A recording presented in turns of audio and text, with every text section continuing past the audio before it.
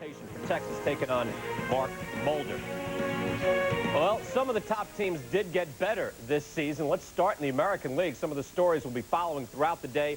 The Rocket is on the hill. The defending Cy Young Award winner, Roger Clemens, and the Yankees taking on the O's. AL champs back and with a vengeance with Jason Giambi. Nomar, though, is back for the Red Sox, back from injury. He's healthy, looked great in spring training. Is Pedro completely back to top form? He's starting today as well. Ichiro and the Mariners, 116 wins last year, and they got better around the diamond. Jeff Cirillo over at third now. Opening day starters, you get the Blue Jays and Red Sox. Chris Carpenter's taking on Pedro. Clemens versus Scott Erickson, amazing story. Did not pitch at all last year. Tommy John surgery. He'll get the start against the Rockets again. Twins and Royals, Radke and Suppan. Mark Burley, tremendous season last year in his first full year in the bigs against Freddie Garcia, and against Shanho Park against 20-game winner Mark Mulder. That's the nightcap this evening. In the National League, the defending World Series champions taking on the Padres. Randy Johnson getting the opening day start. Albert Pujols, what can he do after a sensational rookie season, over 100 RBIs? Cards take on the Rockies. You can see that later on our family of networks. And again, not just Roberto Alomar, but Mo Vaughn, Jeremy Burnitz. Mets have added plenty of firepower to chase the Braves. Phillies and Braves. Glavine, not Maddox. Greg Maddox out with strained hip muscle. Tom Glavine will start against Person. Villone versus Al Leiter. They had John Lieber versus Joey Hamilton for the Cubs and the Reds. Padres and Diamondbacks, and again, Rockies and Cards. You can see that on ESPN. So, opening day is here, the first full day of baseball. We hope you enjoy it. We're ready for it as well. Let's start off with your game. We'll see you later on. William Shea Jr. William Shea. Brian, thanks and welcome to Opening Day 2002, presented by The Home Depot. We are in Shea Stadium for the matchup between the Pittsburgh Pirates and the new look New York Mets, who have made a lot of offseason changes, and judging from the reaction of the crowd moments ago, the additions of Robbie Alomar, Mo Vaughn, and former Met who's returned to the fold this year, Jeremy Burnitz, all very popular moves made by the Mets in the offseason. We have made a very popular move in our booth, adding Jeff Brantley to our ESPN team. It's great to have you with us this year. The Mets have a lot more pop than last year, and they needed it. Is chemistry now an issue? Well, when you talk about chemistry, you just talk about how well guys get along with each other. And just seeing these guys yesterday in their batting practice and how they were doing, seemed like they were having a great time. Mo Vaughn obviously brings some great leadership to this ball club, along with some great pop. I think they're going to be fine. Pittsburgh, a team that lost 100 games last year, hoping that if everything goes right this year, maybe they can be competitive at least for 2-3 months. Jason Kendall has to be at a top level for that to happen. Well, he does. Jason not only has got to be great behind the plate and helping out these pitchers, because they're definitely going to need it. I mean, they've got a lot of new guys on this club, a lot of new arms, but he's going to have to swing the bat. Jason Kendall not only can do some things with the bat, but he can run bases.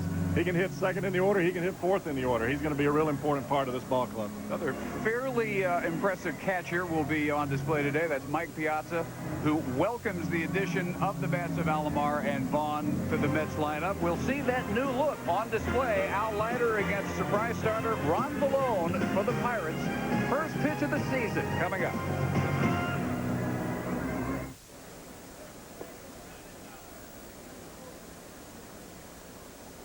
Depot, the Home Depot, driving down the cost of home improvement. And in part by John Deere, nothing runs like a deer. And by Purolator, pure oil now, pure oil later. And fans still piling into Shea Stadium. Should be at capacity. Weather was a question mark last night. It was raining and raining hard. But skies have cleared above Flushing, and it is a cool, somewhat breezy day as Bobby Valentine and his Mets prepare to meet Lloyd McClendon in his second year as the manager of the Pittsburgh Pirates, youngest in the majors at 42 a year ago, and he talked about his expectations for year two. I think if we stay healthy and I think we'll be able to compete. I'm certainly not going to put a number on this year where we'll be. You know, when you're between the lines, a lot of things can happen, and hopefully it's time for the Pirates to have some good things happen. That's expectation. Well, they are due 9 straight losing seasons dating back to 1992. What is realistic for them? 62 wins, 2 years in a row, or have they improved enough to at least become respectable this year? I don't know that they've improved enough to get into the running of things, but they have done something internally that seems to be able to move this organization in a direction that they have been in a long time, and they've got to be able to have some discipline on this ball club to make this organization get back to the greatness that they had many years ago. They've added some speed. You saw in the dugout in the person of new second baseman Pokey Reese. Meanwhile, Bobby Valentine, who had the league's lowest scoring offense last year, shouldn't have to worry about that this year. Well, I expect them to entertain our fans every day, go out there and give their best effort, and if they do, once I see the competition, we'll see how we match up, and I think it's going to be one of those really terrific seasons. Optimistic as you would expect him to be, having added the likes of Vaughn and Alomar, and some question marks in the rotation, some involving health, some involving can they produce at a high level 2-3 years in a row. Well, I think you're right with a health issue, but these guys with Astacio and Estes, both of these guys can pitch. They've both been around the league long enough. It's just a matter of going out there and putting their concentration in a city that may not allow for too much concentration sometimes, but both of these guys can pitch. They're obviously going to be major cogs. It's just a matter of them going out there, throwing strikes, getting their breaking balls over, and doing what they do best. Well, new faces in tow. Al Leiter and the New York Mets take the field to begin the 2002 season.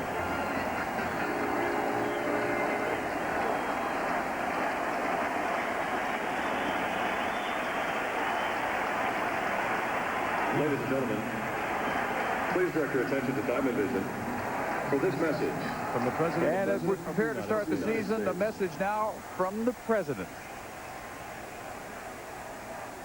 Thank you very much. Laura joins me in welcoming all of you to opening day. I've been the president for a little over a year now, but I've been a baseball fan my whole life. Baseball is one of our nation's proudest traditions. Baseball unites our country and teaches us the value of teamwork. I wish all the teams and all their fans the best of luck this season. May God bless you all, and may God bless America. Now, play ball. Play ball. Here's the Mets defensive alignment. And that from a president who knows firsthand about opening day. He used to take his usual seat right by the Texas Rangers dugout at Old Arlington Stadium. Number 10, Ray Ordonez. In left field, number 19, Roger Cedeno. So the Mets ready to face this lineup for the Pittsburgh Pirates. The catchers, Mike Piazza, and the pitcher is Al Leiter. You'll notice the absence of Brian Giles, a late scratch with a pulled muscle in his side, listed day-to-day. But Aramis Ramirez, Jeff, maybe the best hitter very few baseball fans outside of Pittsburgh know much about. Well, not too many folks know about Ramirez. He's a guy that's really had a great season last year. The thing that he's done so well is he's always been quick on inside pitches, inside fastballs. But the thing that's made him a great hitter now and allows him to hit third in this lineup is the fact that he can hit the ball to right center field with the same power that he's always had to hit the ball out of left. Al Leiter starting his third consecutive opening day for the Mets, and the 11-11 record deceptive because the ERA indicates he pitched much better than 500. Well, he did. He didn't get a whole lot of run support last year, but Leiter is a guy that's a gamer. You're going to see a lot of enthusiasm out of Al today. You're going to see him moving around on the mound, hopping around. A lot of people say that enthusiasm doesn't need to be in a pitcher's game plan out there, but Al is one of those guys that's what fuels his fire. Adrian Brown stands in, and we are ready to go in the 2002 Major League Baseball season from Shea Stadium, and we're glad you're with us too. Leiter starts with a strike. Al today will be throwing a lot of cut fastballs. That's his bread and butter, and most of the time you'll see him coming in. He may have 10 broken bats if guys aren't getting their hands inside the ball. 0-1 pitch to Brown is a check swing foul, and is quickly 0-2. Adrian Brown played in only 8 games last year, had a torn labrum in his right shoulder after getting his first opening day start ever. But 2 years ago, a career year, hit .315. Shoulder problems are no fun, I assure you. Outfielder or pitcher. Leiter to Piazza on the 0-2 pitch, and Brown taking away. Brownie's a guy, he's a nice little guy to have for them in the leadoff spot. They missed him last year. Hopefully he'll be able to get back to swinging the bats like he was before. And the 1-2 breaking ball line to Roger Cedeno, who has returned to the Met fold this year in left field. Adding an awful lot of speed out there in the outfield and on the base paths. As we check the rest of the Mets defense, very strong up the middle.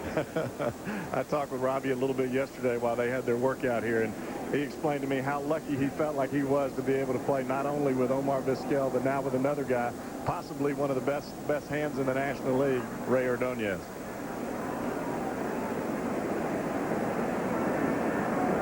Mason Kendall batting second and coming off a down year, punctuated by a torn ligament in his left thumb at the first game at the new PNC Park on April 9th. Career low 266 was the result after 3 straight 300 years, and 4 out of the last 5 were above 300. Jason's a guy that I guess you could describe him as a professional hitter. He knows which pitches that he can hit. Normally the ball that's out over the plate is the ball that he hits best, but he has no problem with inside pitches. He may be a guy today that gives Al a little bit of trouble. Leiter behind 2-0 and comes across with a strike. That 1 year that Kendall failed to hit 300 in the previous 5 to last year, he was at 294. So he's established what you expect of him in his career, and last year was clearly an injury aberration. 2-2.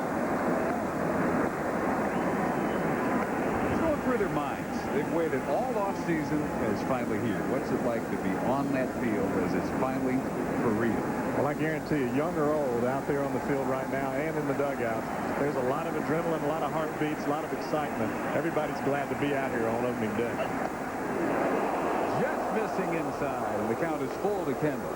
That's another cutter like right there that I was talking about earlier from Leiter. He's going to be throwing those all day. Ball starts in the middle of the plate, breaks in on the right-handed hitter's bats. Tough pitch to hit. Leiter with a 3-2. We pop right back to him. Out number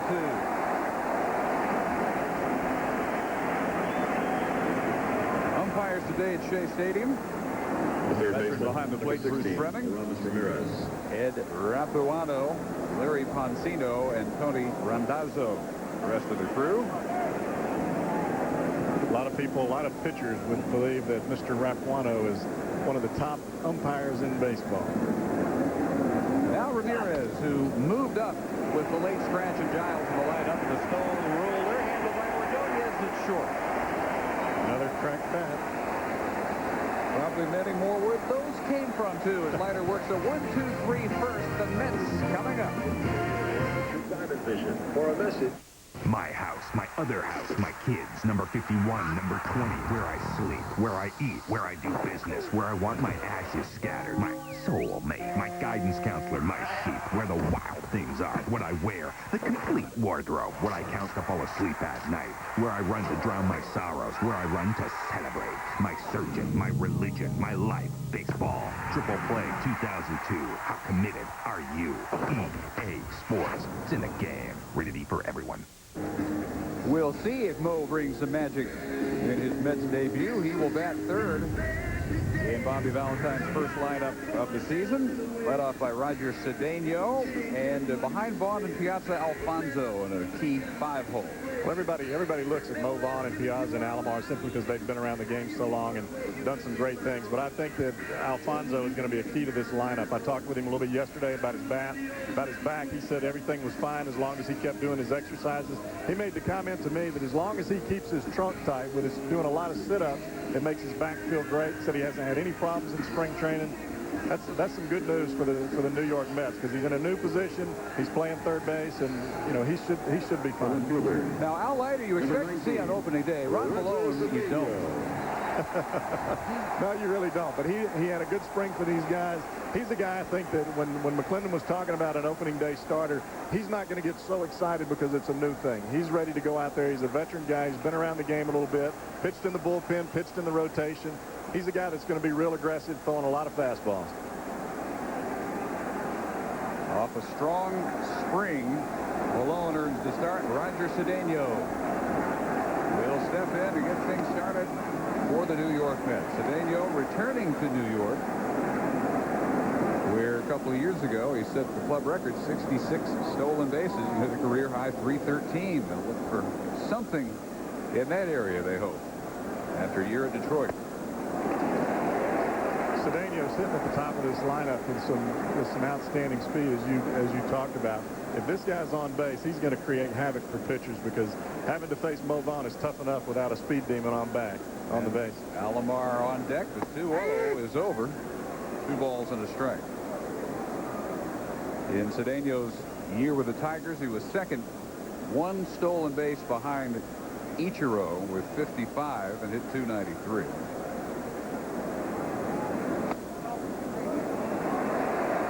Check swing. The appeal at first, and Ed Rapuano says it's 3-1. Cedeno is, even though a 3-1 count here, he's still not as good a hitter right-handed as he is left-handed.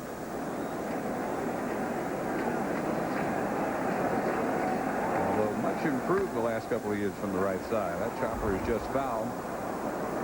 313 and 282 right-handed the last 2 years for Cedeno. When you look at Roger, when you're standing next to him in the dugout, he's much bigger than what he looks like on TV, especially for a leadoff guy. Your normal leadoff hitter is a guy up there that's just like a pest, that's just popping the ball and fouling balls off and making the pitcher work. But this guy's he's a pretty big guy. 6-1, 205. The full count pitch is again foul. Dave, you talked about earlier how he's gotten better as he's spent time in the big leagues, and that's really, from a general manager standpoint and from a manager standpoint, that's really what you want. You don't expect everybody to come up here and be outstanding in their first year. You just want them to continue to progress and learn how to play the game and use their talents in a way that helps out the ball club. Malone's 3-2 pitch, and Cedeno continues to pepper foul balls. Ron Villone last year 6-10 with the Rockies and the Astros, 53 games, mostly in relief. He got 12 starts. He began the year in the rotation, but after a poor April and an ERA near 10 with the Rockies, quickly vanished to the bullpen. 4th foul ball in a row by Cedeno. That's what the leadoff hitter's supposed to do. Get the pitcher tired before he gets to Vaughn and the big boys. Villone in his 8th year, pitching in his home area, product of Englewood, New Jersey. Now age 32, and again dealing 3-2, and gets Cedeno on a call, strike 3. The Pittsburgh defense behind Villone features number 12, the 2000 Gold Glove winner at second base, Pokey Reese. Pokey's outstanding. When I played with him in Cincinnati, everything that he did was well in the field. He can play shortstop, play second base. I spoke with him before the ball game today, and he said he was much happier that he was going back to his normal position, which is at second base. He's happy about being with his ball club. First at bat in the National League since 1990. Still with the Padres then for Roberto Alomar, who has the longest string of futility of any active player on opening day. Very surprised to learn he had not had a hit in an opener since 1996. That's a long time. Well, especially for him. Numbers like that, MVP caliber, and throw in 30 steals. 1-1 from Villone. Up in the zone, foul back over the screen. You know, if you look at Villone so far, even though he's not throwing the ball 95 miles an hour, he's changing his speeds very well, and that's really going to be the key for him if he wants to stick around in this ball game to see the 5th and 6th inning, is continue to do that.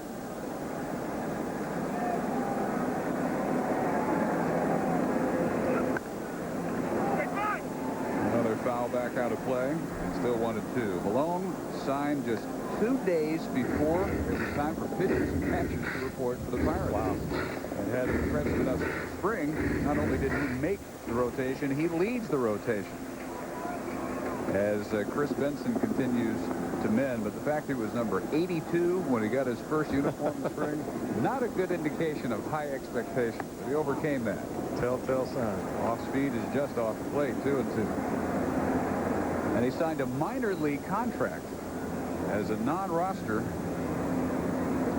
invitee in the spring. Well, he obviously was impressive enough to McClendon and Spin Williams to get this start today. And his second straight full count to begin the first. With Big Mo waiting on deck circle for his first at bat in the National League.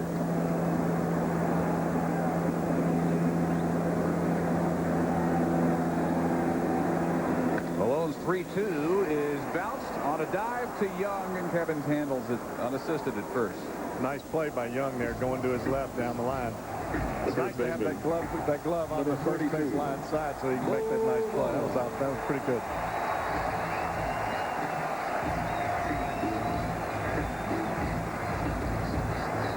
A huge roar when Mo Vaughn was introduced with the rest of the Mets moments before we came on the air, and after missing all last season with a bicep tendon tear in his left arm.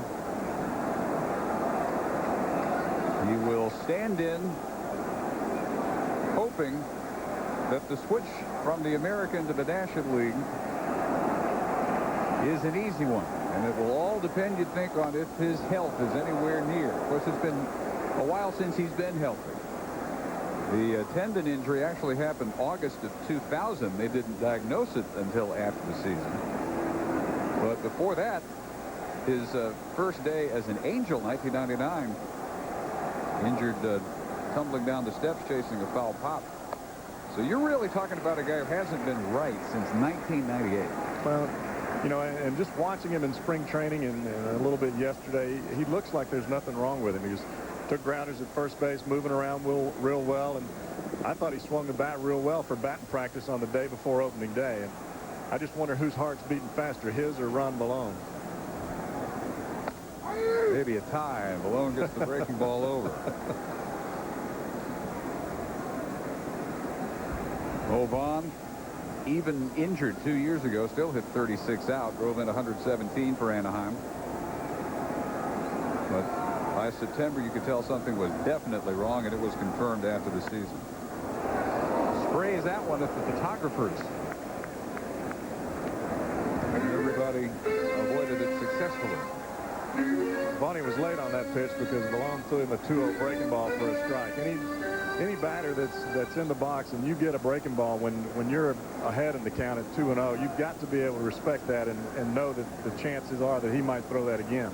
That was an 83-mile-an-hour fastball, and normally Vaughn's not going to be late on that, but he had to be looking for another breaking ball right there. 2-2 popped him up, and again back out of play. Mo asked for the Red Sox to reacquire him. On a radio interview in Boston last October, he got dealt to the Mets instead for cash, with some cash, and Kevin Appier was the other player involved in the trade in late December. Back in his home area, Norwalk, Connecticut product, Seton Hall All-America. Vallone's 3-2 pitch off the plate. Vaughn walks in his first at bat as a Met. Let's check in with Brian Kenny in the studio. All right, Dave, let's start things off with the Phillies and the Braves. And here's Gary Sheffield now with Atlanta. Men on first and third, slow roller. Sheffield having some firepower, not here, but hey, brought in a run. 1-0. Andrew Jones goes in. 1-0 in the second.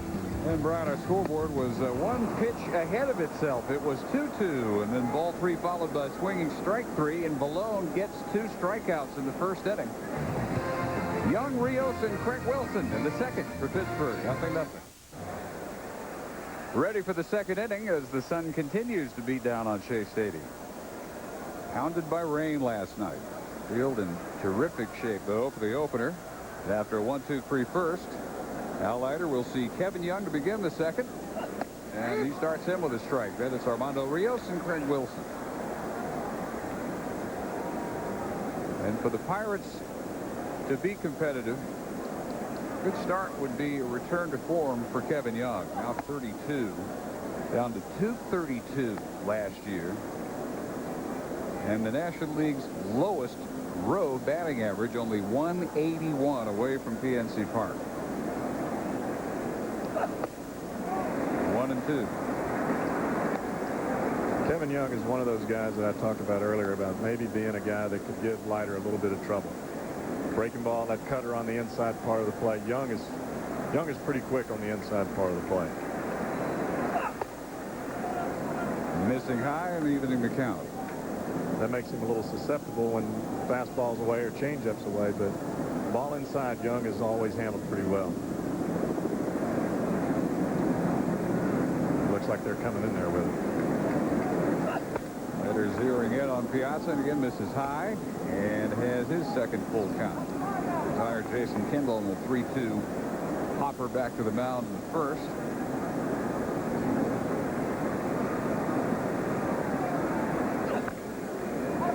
And this 3-2 sprayed off the Pirate dugout. If you watch Al, he's got a high leg kick. Gets through the ball real well. That's why he's able to get that cutter. You notice that when he finishes towards the first base side because he's trying to get around that ball a little bit to run it in on those right-handed hitters.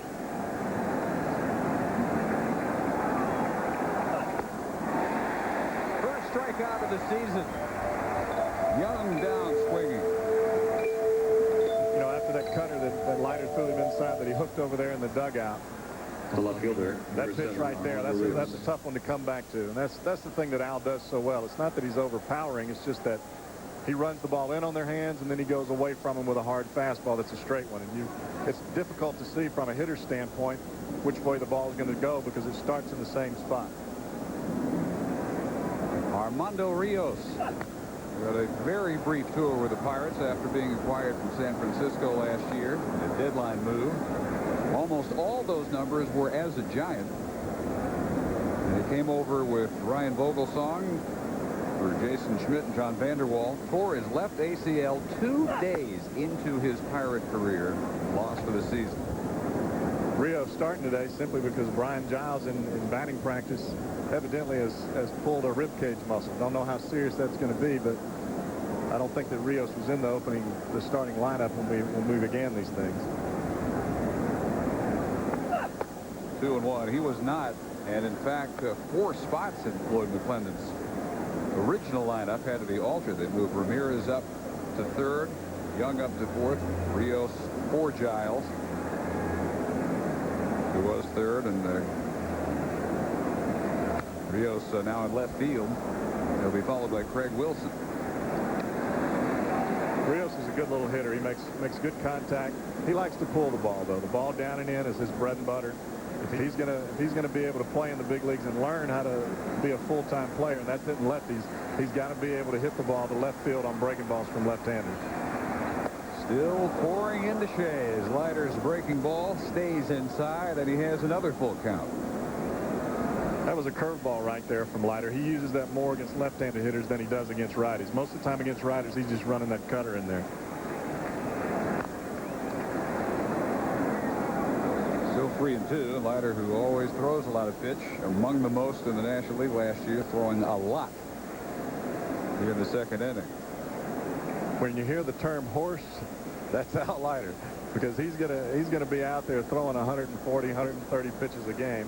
He's still going to walk some guys, but the thing about it is he throws so many balls in on right-handers and makes them hit ground balls, and he gets double plays that way. Rios works the walk. Let's check in again with Brian Kenny in the studio. Hey, Dave, Jeff and I doing baseball tonight earlier this week. We were looking at some tape with Pedro. Jeff said maybe he's babying that shoulder, and he's a little wild. He had good action, Pedro Martinez, against the Blue Jays. Walked Shannon Stewart, but he hit Carlos Delgado, and then Jose Cruz Jr. with 2 outs. Shoots one to the wall. 1-0 Blue Jays, 18 pitches and counting right now. And this just in, 3-0 now. Darren Fletcher just drove in 2 more. Wow. Pedro getting rocked in inning 1 of the season. Where did you see evidence that he may not be right? Well, I think when you look at Pedro's shoulder in some of his ball games in spring training, he was favoring it a little bit. And you look at it because from the past, Pedro has always been a recoil guy. When he lets the ball go, his body recoils. That way you know he's getting that great extension. He's not getting that right now. 1-0 pitch is hauled high to Craig Wilson. Now 2 balls and no strikes. The Pirates right fielder. Leiter went full to Kevin Young, struck him out, swinging, full to Armando Rios, and walked him. So he's at first base runner of the game. Wilson pops it up on the left side, charging in Cedeno, and called off by Ray Ordonez. I don't think Cedeno ever saw that ball.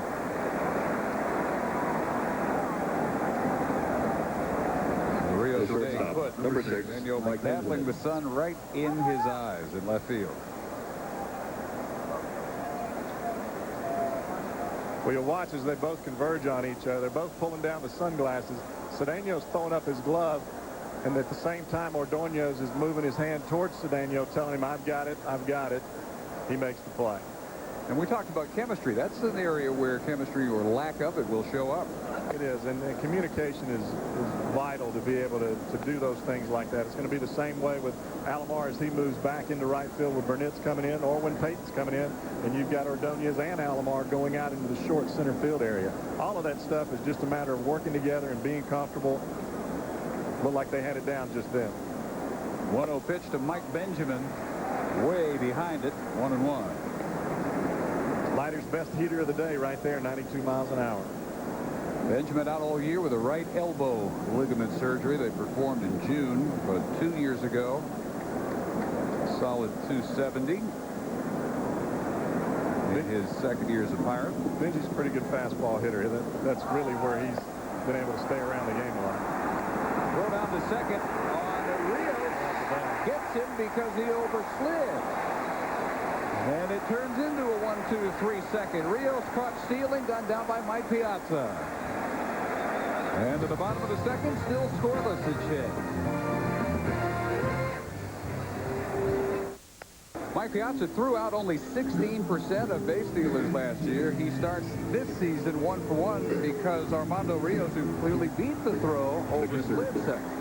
Well, the Pirates are going to have to run the bags today if they're going to have hope of winning this ball game. And that's something they're going to have to do all season long. Play quote-unquote little ball. Right there, it was very aggressive going into the bag. He just slid on by it.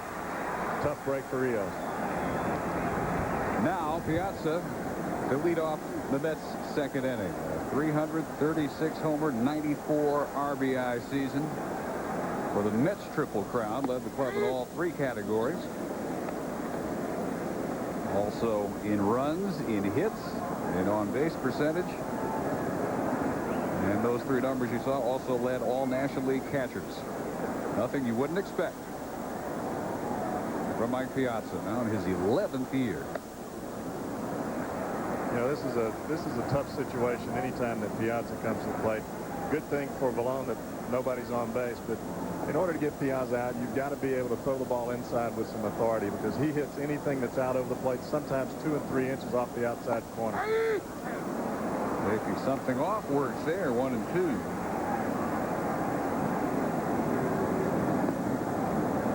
Tell you what, Villone's done a good job so far changing speeds. I said that earlier, but he's going to have to continue to do that to keep these guys off stride. Lots of stepping out on him.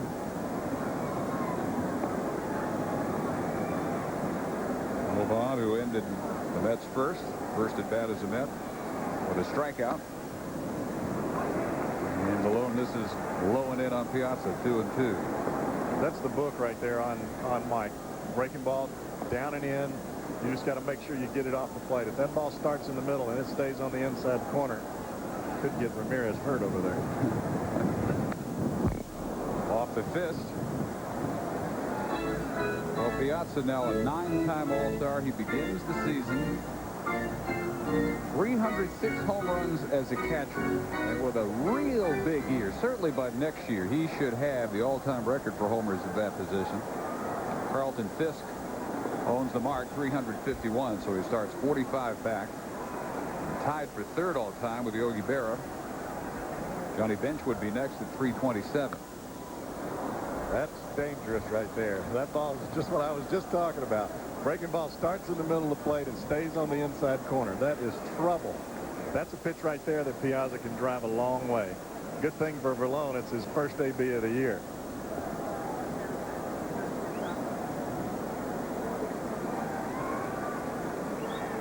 maybe a tenth of an inch off. Way off with ball 3. Full count. And Villone has gone full now to all 4 Mets he's faced. He's retired the first 3, 2 on strikes. Out to throw pitch 31. Piazza leading off the second. Popped, right field line, trouble, off the glove of Reese and fair. I don't think they know where the ball is. Ground rule double.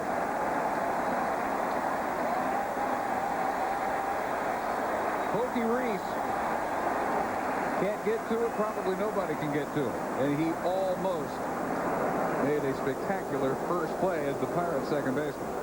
Yeah, that was an outstanding effort by Reese right there. It's a difficult play anyway to catch the ball over your shoulder, especially when you're right there thinking that you're going to run into Kevin Young, but just tipped off the edge of his glove.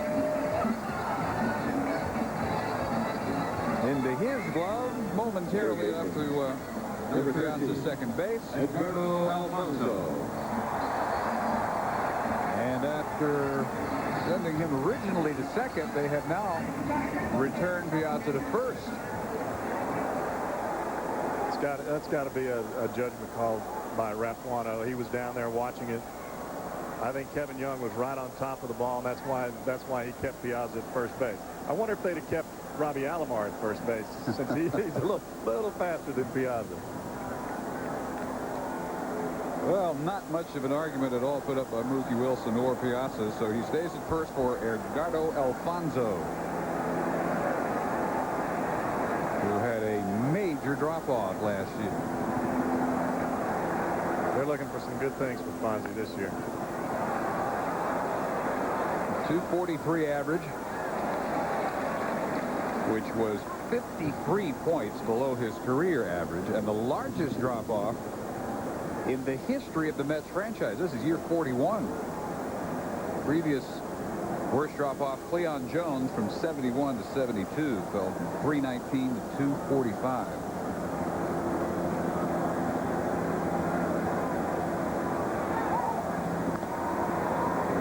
Why do you hold Piazza of all people? Don't know. I don't think he's going to be a threat to go. But, you know, we were talking about Alfonso's back, and your back and your trunk are a very important part of being able to swing your bat, simply from a torque standpoint. When your front foot lands and you get the bat head through the zone, and he seems to have overcome all of the problems that he had last year. Which Villone really needed. He gets the inside corner, and ahead of Alfonso now 0-2. 81-point drop, the steepest of any National Leaguer, but based on the spring, nobody expects a repeat this year. I don't think so. He's swung the bat real well, hasn't had any problems playing third base, and he's going to be an extreme important icon for these guys this year. Basically, the first 4 months of last year, because of the chronic back problems, were a washout. He picked it up just as the Mets picked it up, and they surged from oblivion into the pennant race, August and September. So who knows what a better start might have meant, not just to Alfonso, but to the rest of the team. Exactly right. And even watching him right now, you see how he's very quiet with his body. He's not jumping at the ball. That tells me that he's confident that his back is fine and he's going to be able to swing the bat with some authority. A lot of times when you see guys with injuries, they start jumping at the ball a little bit to try to create some hand speed. 2-2 is a looper into short center and over the shoulder of Reese. Back-to-back singles to begin the second.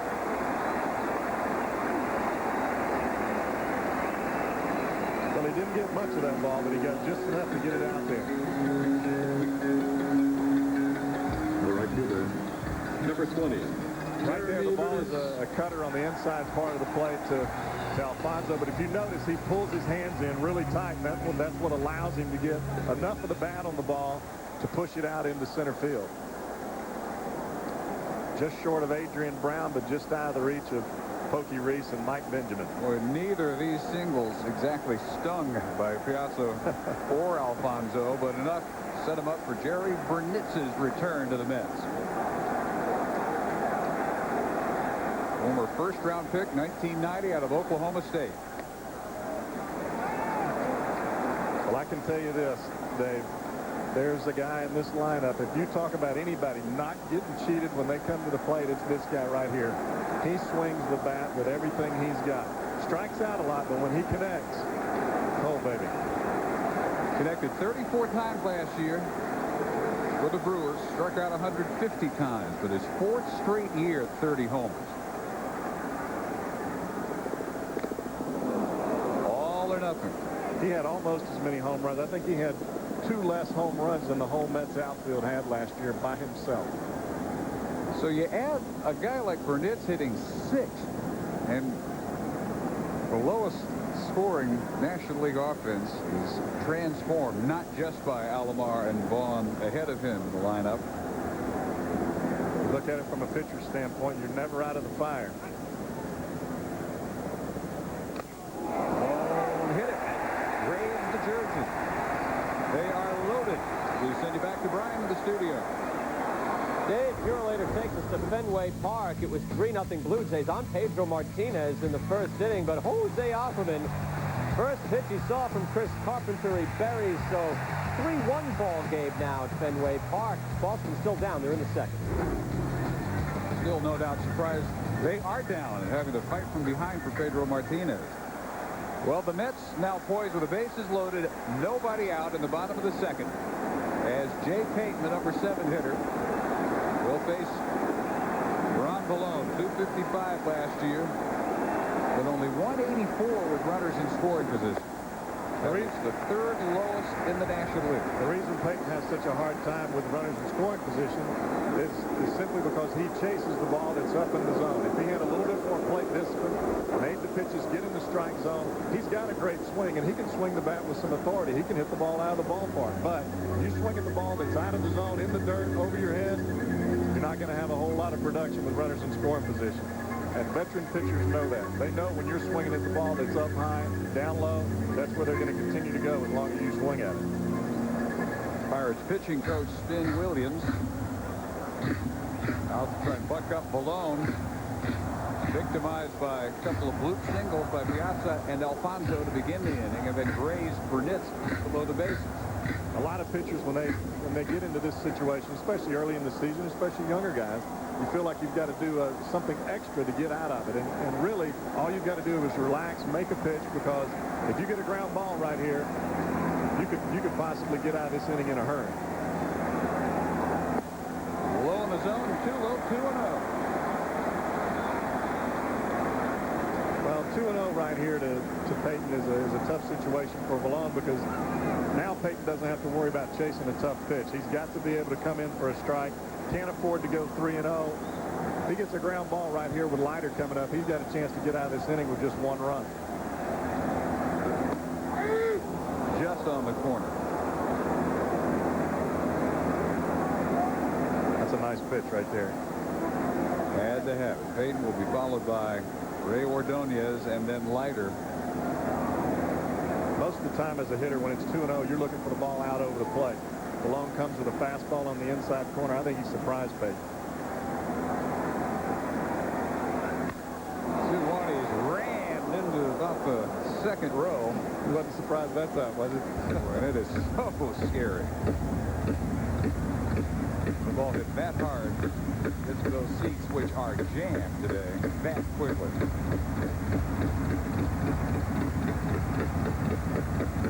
50,000 plus. From the looks of things, just about everybody finally has made his or her way into Shea Stadium. A gorgeous April Fool's Day. We had the forecast of rain, possibly later. It's fine right now, just sunny and some scattered clouds. High fastball right here may get Payton. May not help Villone if he takes it, but Low instead. 93, maybe the hardest pitch he's thrown, but missed. And he is a pitch away from walking in Mike Piazza. well, this is a tough situation not only for Villone but for Payton too, because Payton wants to be able to do something good early in the season, try to solidify himself in the center field spot. Good matchup right here. Bases loaded, 3-2. Low and in side. The Mets lead it 1-0. We talked about the patience of Jay Payton and him being able to take pitches that are close. That's a breaking ball right there that starts in the middle of the plate, breaks down and in. Even at 3-2, a lot of guys will swing at that simply by being over-aggressive. He takes it right there. Doesn't hit a double, but he still gets the job done. You'll watch this pitch again. This is the 3-2 pitch. Starts in the middle of the plate, breaks down and in. That's normally a pitch that you see Jay Payton chase. Right there, he takes it, still gets an RBI, and Mets are up 1-0. Ray Ordonez to try and keep it going, and he takes a strike. Ordonez, number 8 hitter, 247 last year. After missing the final 4 months of the previous year with a broken arm. Very slow start last year. Picked it up in July. Actually finished the year a little bit above his career average. So left field, not hit all that well. Rios is in, has it. And they are sending Alfonso. Throw off the clip, 2-0. Now, if you watch Rios there when he sets up to catch this ball, he didn't do it correctly. He caught the ball first, then he got his feet under him, and you can't do that. If you've got to play at the plate, you've got to be able to set yourself up so that you catch the ball moving towards home plate in order to make a throw right there. They had a chance at the plate right there. That ball wasn't hit that deep. Here it is right here. Watch Rios. He's moving back as he catches the ball. He ought to be moving ahead right here. See, he's dead. His feet are dead right there. That's not good. You've got to be able to catch that ball moving forward and then make your throw. And you see the throw actually beats him, but it's way offline. They had a chance at the plate right there. He just didn't do that correctly. That's fundamentals. That's got to be done right. Good throw gets him. That one didn't. 2-0. Al Leiter. I had a little conversation with Mr. Charlie Huff yesterday about Al Leiter, and they told me about how great a hitter Al was going to be this year. And I made the comment, he didn't even get a bunt down last year. So what are we looking at right here? Al's first chance. Let's see if Charlie's prediction comes true. What exactly did he base that expected improvement on? Some kind of spring training garbage that he was trying to tell me. I know Al too well. He can't hit and he can't bunt, but he can flat out pitch. 0.65 was the fourth worst average by a pitcher last year. And they throw behind Burnitz at second. Reese does well to keep that one out of center field. And if you watch Al, there's a lot of pitchers are different, and it's just practice. But when you're bunting, you've got to get the bat out in front of you in order to get the ball down. And Al starts with the ball up around his shoulders, and he jabs at the pitch a little bit, and that makes it very difficult to bunt. Fouls that one back. Action already in the Pirates bullpen. They have right-hander Mike Lincoln out. Nobody would expect a long outing out of Ron Villone, but you got to get more than an inning in the third. So if he can get Leiter here for the second out and then turn the lineup over to Cedeno, who he struck out to begin the game, maybe he can wiggle through any further damage and stay 2-0. That's the tough part about early in the season for a manager, because you just don't know how long your starters are going to go. And creeping in from first, Kevin Young, and again Villone misses. And now behind an 0.65 hitter, 2-1. Well, he's got to give Leiter a pitch here that he can bunt, because he's got to get an out. Maybe if they do it right, they've got a chance to get a double play and get out of this inning. You don't want to be burning up your bullpen on the first day of the season. Finally gets a call strike. Now what will Leiter have in mind at 2-2? I've got to believe that Bobby's going to have him bunting regardless here.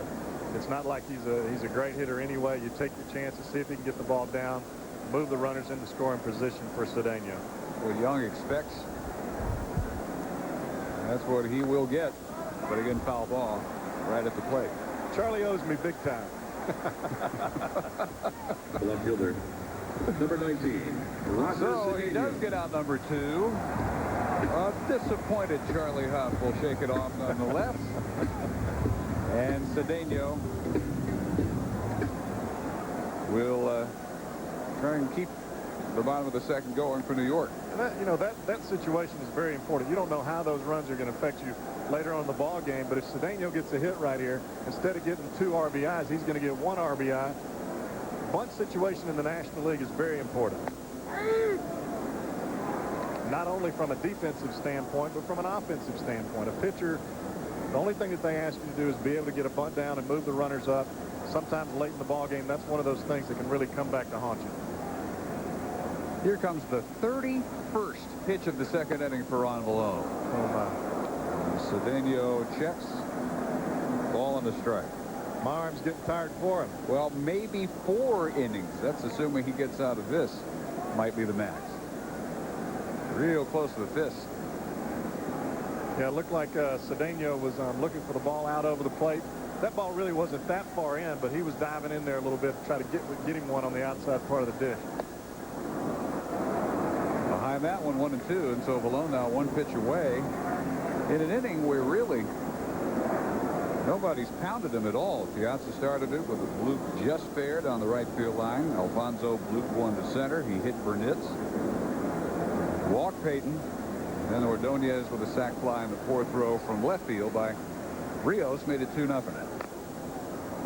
Well, anytime that you've got runners on base and you drill somebody or you walk a guy like Jay Payton that's hitting down in the order, once you get to the 7, 8, 9, 6, 7, 8, 9 spot, you've got to be able to throw strikes. Piazza didn't kill the ball, and neither did Alfonso, but they both got on base. So what do? You regroup, you go back out there, you locate your pitches, you get the guys out in the bottom of the order that you have to if you're going to be successful and give the Pirates a chance to win this ball game. Villone hits a pop-up right side, and in fair trouble. It is fair by a foot. Burnitz is home. Payton easily in at third, and it's 3-0 New York. That goes back to what I was talking about earlier with a bunt situation with Al Leiter. He gets that bunt down. Instead of the score being 3-0, it might be 4-0 with a runner at scoring position at second base. Ron Villone victimized by 3 bloop hits here in the second. How close was this one? Number 12. Very close. Right on the line. It was almost identical, maybe a couple of feet deeper than the ball that Piazza hit down there earlier. Roberto Alomar. He bounced to Young unassisted in his first at bat. And a chance to bring Payton home from third, maybe even Cedeno home from second after the RBI double. Now the inability to get Cedeno leads you into the real nightmare. Alomar, Vaughn, Piazza, who started the inning. That's exactly right. You get back to those guys with runners in scoring position, you're in trouble. Well, he was a pitch away before the Cedeno bloop double. Now 2-1 to Alomar. I still have no idea why Payton wasn't running with 2 outs right there. He's on first base. You got 2 outs. With 2 outs, you're running on contact. It doesn't matter where the ball is. You're not looking for a first baseman. You're not looking for the third base coach. You're just taking off.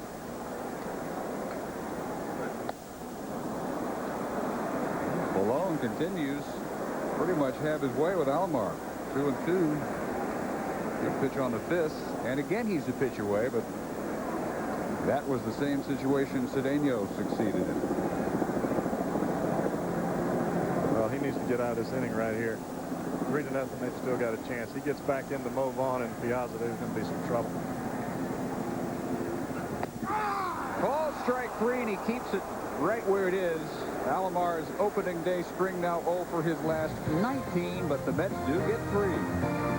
Leiter presents News Headlines. ESPN2's Opening Day Baseball, presented by the Home Depot, is brought to you by Fran, who reminds you that there's no better feeling other than that of a job well done. And by Bud Light. For the great taste that won't fill you up and never let you down, make it a Bud Light. Back again at the packed Shea Stadium. Dave Barnett and Jeff Brantley. 3-0 Mets. Could be worse, though. Not for a base running gaff by Jay Payton. Mike Benjamin leading off the Pirate third against Al Leiter. Well, in effect for Mr. Benjamin here, this is a second at bat simply because Rios got caught stealing, slid off the bag. Benji's already seen 2 or 3 pitches. This makes it a little easier for him. A little ahead of that one. Now here's where Payton wasn't thinking situationally.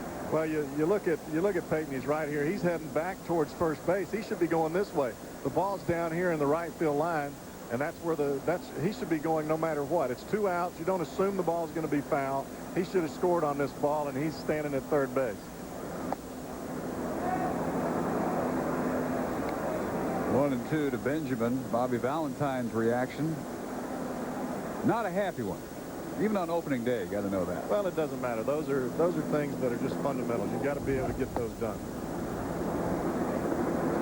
Benjamin getting the start today with Jack Wilson and his wife Julie celebrating the birth of their daughter Avery yesterday. Congratulations to the Wilsons. The 2-2.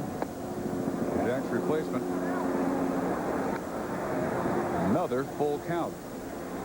The 4th worked by a Pirate already against Leiter.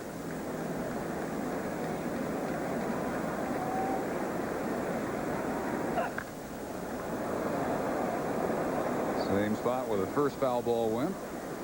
That's the one tough thing about breaking balls that are coming into a right-handed hitter. You see them out over the plate. They look like it's going to be a good pitch to hit. Ball breaks in on your hands. You drop the bat head down to it. You end up pulling the ball foul. Then when you get in a situation where you want to try to keep the ball fair, you try to get your hands inside the baseball, try to get the fat part of the bat to it, and you end up getting your bat broke. Well, just pounding the tarp down the left field line is Benjamin. Now 36, 13th season, mostly with the Giants from 89 to 95. Giants drafted him out of Arizona State, where he played with Barry Bonds. All right. First hit of the season for Pittsburgh. Solid single up the middle for Mike Benjamin. Let's check in with Brian Kenny. Well, Dave, we've got a lot of things going on. Let's start with the Phillies and the Braves. After a Scott Rowland error, extended the inning with 2 outs on Robert Person. Look out. Vinny Castilla, 3-run home run with 2 outs. Painful way to give it up. 4-0 in the top of the 4th at Fenway. Pedro Martinez is getting shelled. Here's rookie Eric Pinsky for the Blue Jays with the bases loaded. 1 run will score. 2 runs will score. It's now 7-2 in the bottom of the 2nd against Pedro. If you hadn't told me, I wouldn't believe it. 7 already against Pedro. 3 against Ron Villone here for the Mets, but that is shocking news already from Fenway Park. Well, I think when you're the Red Sox and you're looking at just past the glove of Alfonso, and Pokey Reese in his first at bat as a Pirate makes it 2 straight hits.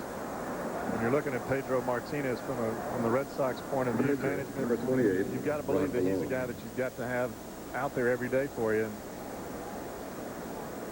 obviously, he's not able to get it done today. Ron Villone now to try and advance Benjamin and Reese with nobody out. Leiter gets through the first 6 hitters, allowing only a walk to Rios. It was a race caught stealing, oversliding at second, and thrown out by Piazza. And now Villone, 2 for 13 last year. We'll try and get the bunt down. First takes the ball. 62 pitches he has thrown in 2 innings. They may get 1 more. Possibly 2 if he's real sharp in the bottom of the 3rd. Well, I would think from Mac McClendon's point of view, he needs to get him out there for 75 or 80 pitches. Doesn't matter if he throws them in 2 innings. He's got to get all of his work in as long as they're still in the ball game.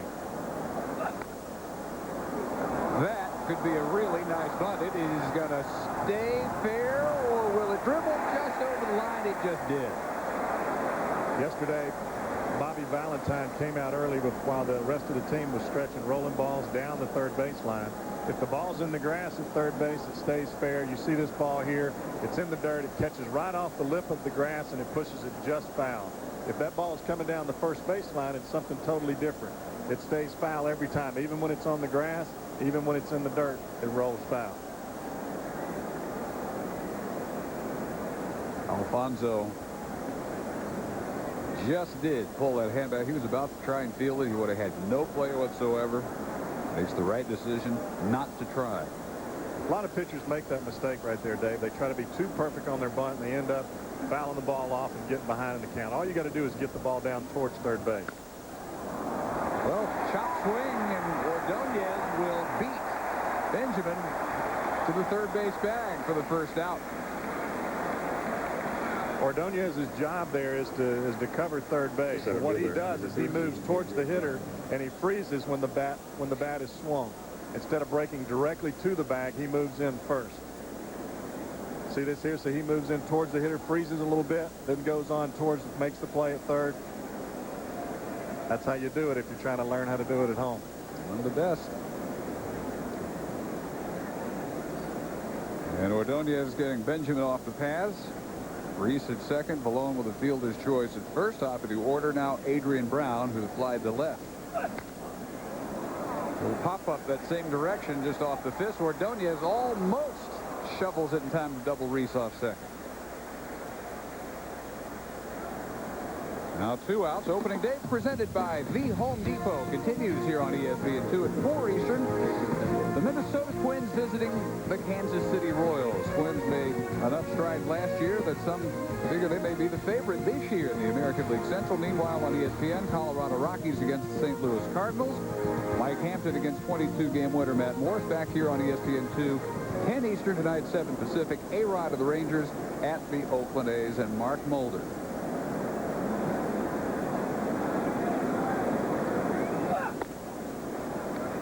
Ball 1 to Jason Kendall, who bounced back to Leiter. His first time. Leiter's one pitch away right here. You just got to get the ball down in the zone, see if he can keep Kendall from getting the ball out into the outfield.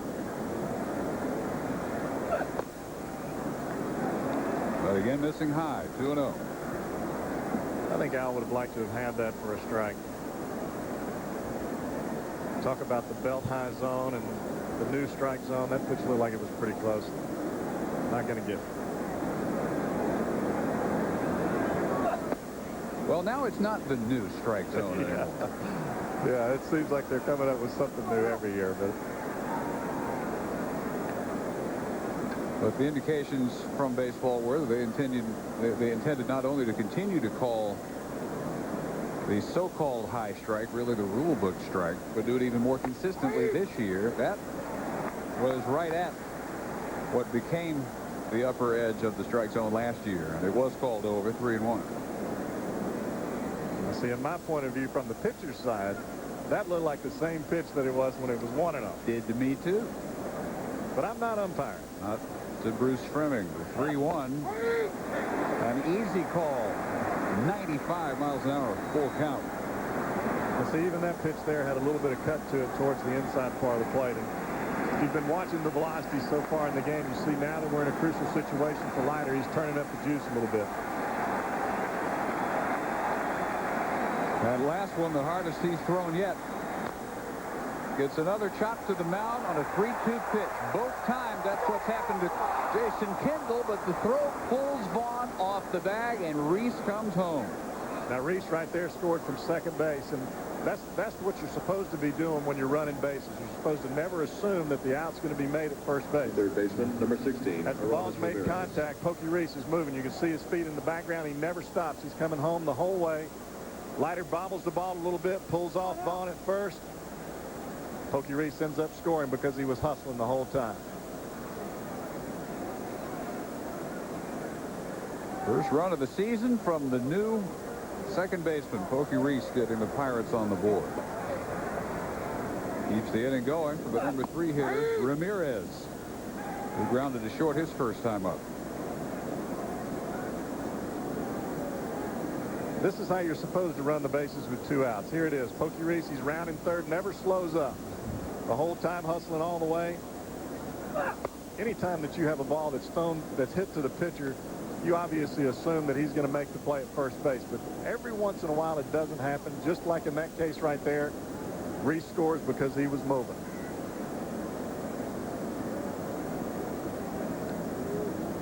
Unlike a minute ago, Jay Payton on the bloop, which landed fair down the right field line. He reached only third base. That's why it's still 3-1 Mets. 1-2 to Aramis Ramirez.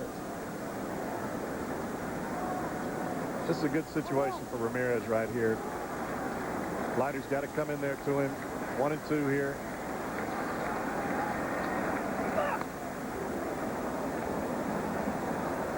We talked about earlier about how much better a hitter Ramirez has made himself because he's been able to drive the ball the other way. That pitch right there was up and away, and he still tried to hook it. Why is he doing that?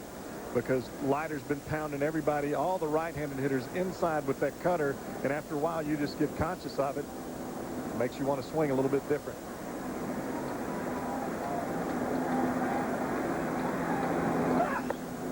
Leiter comes to him high. Again, hits in the low 90s, 2-2. Ramirez, who drove in 112 runs last year, the most by a Pirate third baseman since Pie Traynor. That is going back some. And 4th best in the National League with runners in scoring position. Another full count. Pie Traynor in 1930 drove in 119. That's how far you have to go back. When you talk about a young hitter maturing, it's his ability to take pitches that are close in the zone with runners in scoring position. He was 1-2. Now he's worked the count back to 3-2. The count is now in Ramirez's favor.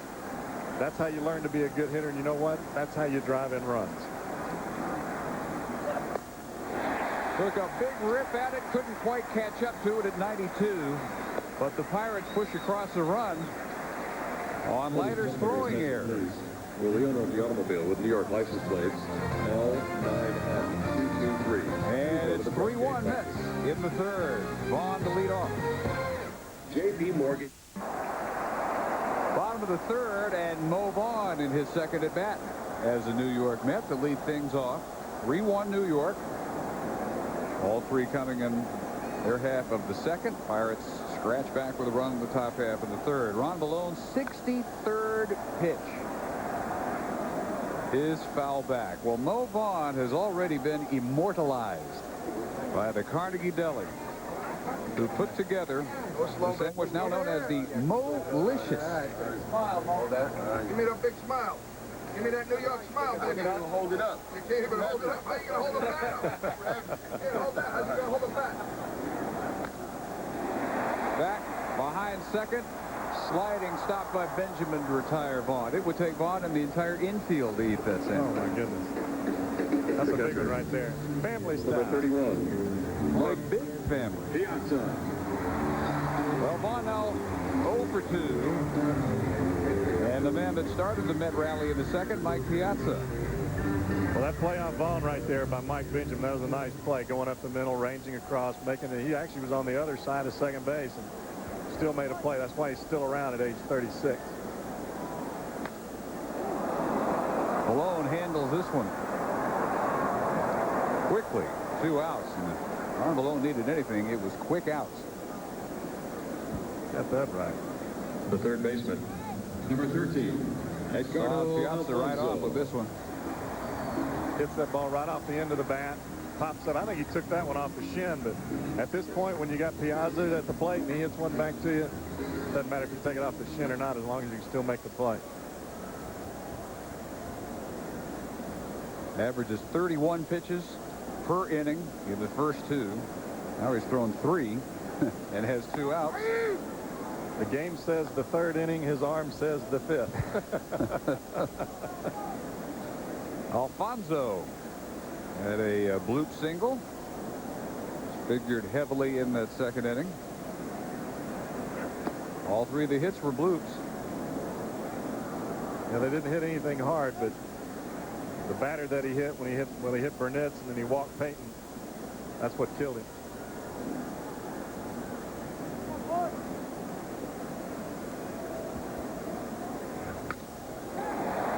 sounded as if that bat might be sheared in two as well, but it falls in front of Rios and Alfonso, 2 for 2.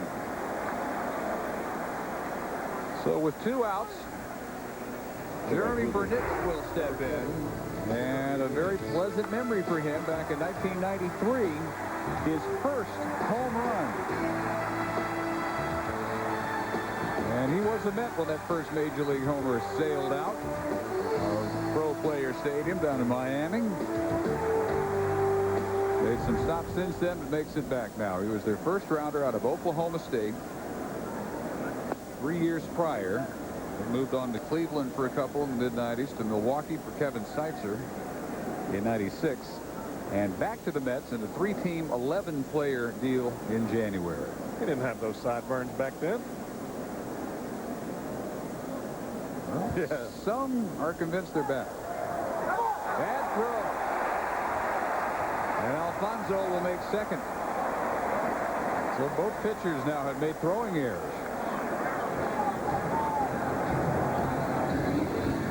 That's tough. That's not what he wants to be doing right there. You just want to get the ball over there.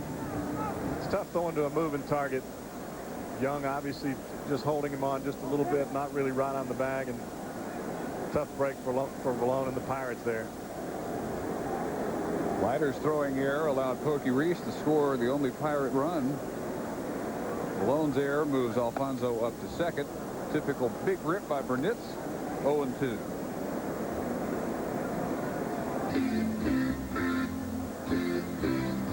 Jeremy missed a week at camp. Birth of his daughter. There are new babies all over. The Mets and the Pirates, and Brian Giles and his wife Dottie are celebrating the birth of a son, Jacob, on Saturday. That, however, is not why Giles is not in the lineup. He was here. He took BP, and if you weren't with us at the start, he pulled a muscle in his side ribcage area. It was a very late scratch, which is why Armando Rios is in left field for the Pirates. You don't think about a ribcage muscle being that big of a deal, but those intercostal muscles, when you're swinging the bat or when you're pitching, it's almost like getting hit into the stomach. It takes your breath out of you. Giles listed day to day. Tomorrow is an off day, and then they'll be back for another afternoon game on Wednesday.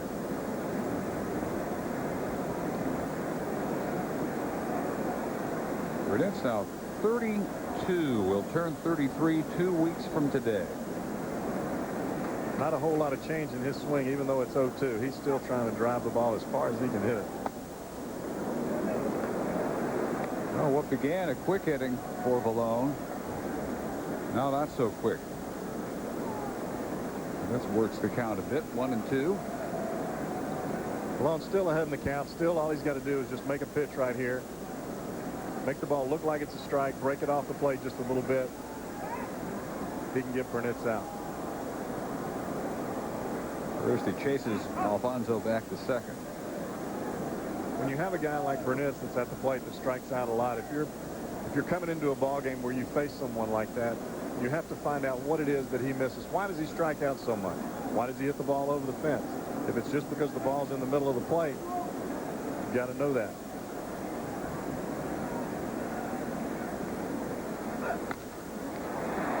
Roller on the right side, handled by Reese. Nice job. And the error does not cost Ladies and gentlemen, your attention, please. Through 3, it stays 3-1 Mets. Thank you.